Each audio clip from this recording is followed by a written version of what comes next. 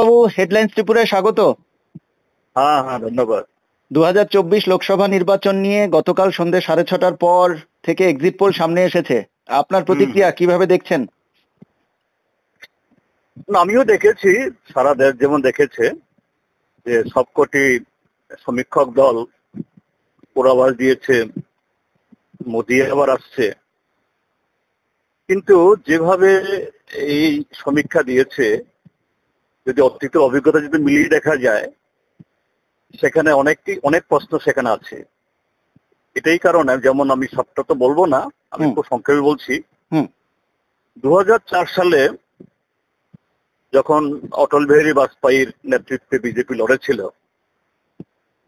Feel good factor, এবং অটল বিহারী বাজপেয়ী একজন রাষ্ট্রনেতা হিসাবে নরেন্দ্র মোদীর চাইতে অনেক বেশি গ্রহণযোগ্য নেতা ছিলেন। শুধু এক্সিট পোল নয়, তখনও opinion poll, exit poll, exact poll যাই বলা হয়, প্রায় সমস্ত পত্রপত্রিকা নতুন করে অটল বিহারী বাজপেয়ীর যে শপথ গ্রহণের তারিখও প্রায় ঘোষণা করেছিলেন। কিন্তু ফল কি হয়েছে আমরা দেখেছি। এটা এখন 2024 সালের ভোটে,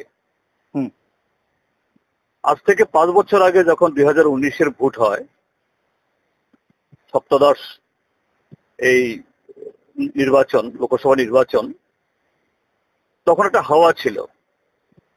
পুলওয়ামা, বালাকোট, তারপরে ওই কি জানি, এই কি জানি সার্জিক্যাল স্ট্রাইক, একটা আবেগ তুলেছিল বিজেপি। এবার তো কিছুই নেই। রাম মন্দির নিয়ে শুরু হয়েছিল, কিন্তু রাম মন্দির নিয়ে খুব বেশি উন্মাদনা হয়নি। রামের প্রতি ভক্তি ছিল, কিন্তু উন্মাদনা থেমে গেছে।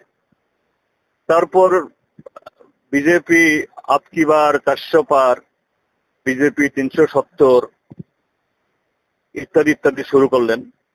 কিন্তু দেখা গেল যে ভোটের পর্ব যত এগিয়েছে, প্রথম, দ্বিতীয়, তৃতীয়, চতুর্থ, তত বিজেপির প্রচার অস্তমিত হয়েছে। অন্যদিকে ইন্ডিয়া জোট জনগণের ইস্যু নিয়ে, কর্মসংস্থান, দ্রব্যমূল্য বৃদ্ধি, কৃষকদের সংকট নিয়ে একটা টোটাল একটা প্রচারে একটা জোয়ার তুলতে পেরেছে।